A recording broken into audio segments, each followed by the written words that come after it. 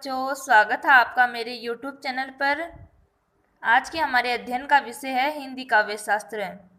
हिंदी काव्य शास्त्र में छंद परिचय के बारे में आज हम अध्ययन करेंगे।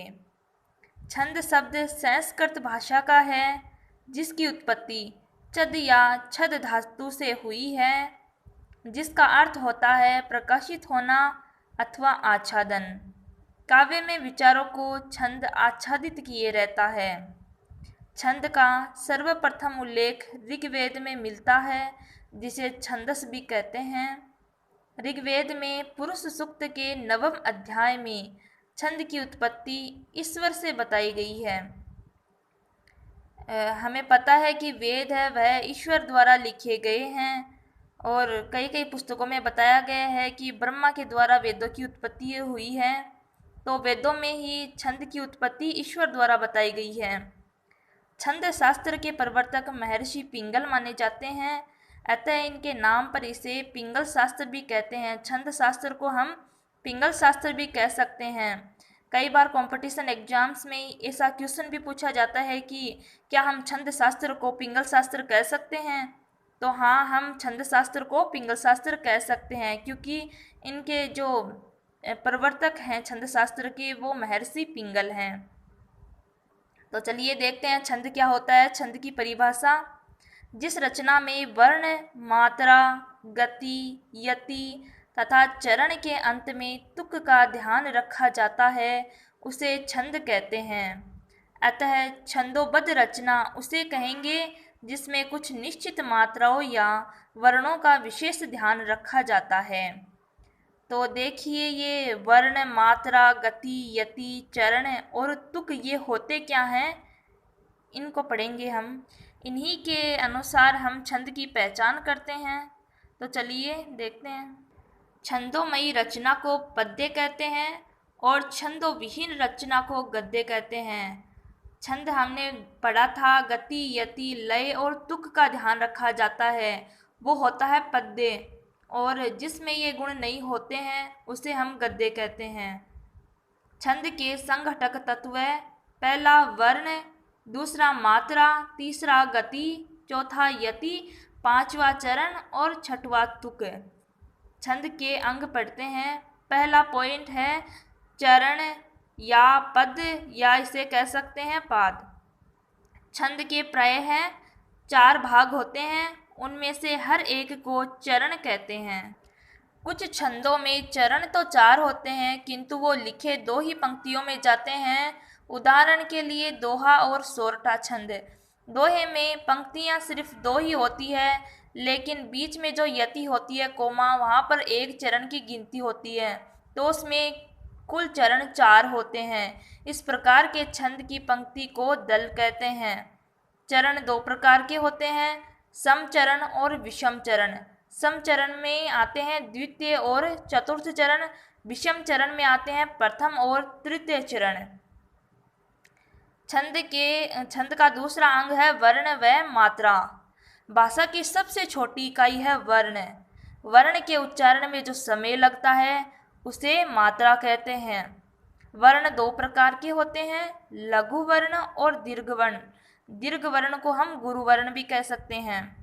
लघु वर्ण में 1 मात्रा होती है और गुरु वर्ण में 2 मात्राएं होती हैं। लघु का चिन्ह है ये डंडी होती है लाइन सीधी खड़ी, एवं गुरु का चिन्ह है वह एस आकार का होता है। लघु वर्ण में देखिए कौन कौन से अक्षर आते हैं: ए, छोटी ई, छोटा ऊ, री और ए के ऊपर चंद्र बिंदु, ये लघु वर्ण में आते हैं। उदाहरण के रूप में नीचे दिए गए हैं: क, छोटी की, छोटा कु, क्रय और क के ऊपर चंद्र बिंदु। ये है लघु वर्ण के उदाहरण। गुरु वर्ण में आ, बड़ी ई, बड़ा ऊ, ए, ऐ, ओ, औ और विसर्ग युक्त जो शब्द होते हैं वो गुरु वर्ण के अंदर आते हैं। का, बड़ा की, बड़ा कु, के, कई, को, कौ, ये सब क्या है, गुरु वर्ण के अंदर आते हैं। छंद का तीसरा अंग है संख्या और क्रम। वर्णों और मात्राओं की गणना को संख्या कहते हैं। जब हम छंद की पहचान करते हैं तो हमें वर्णों और मात्राओं की गणना करनी पड़ती है, तो उसी को हम क्या कहेंगे, संख्या। लघु वर्ण तथा गुरु वर्ण के स्थान निर्धारण को क्रम कहते हैं। लघु वर्ण और गुरु वर्ण का स्थान निर्धारण होता है। उदाहरण के लिए सबसे पहले आएगा लघु वर्ण, फिर गुरु वर्ण, फिर लघु वर्ण, गुरु वर्ण और अंतिम में आएगा लघु वर्ण।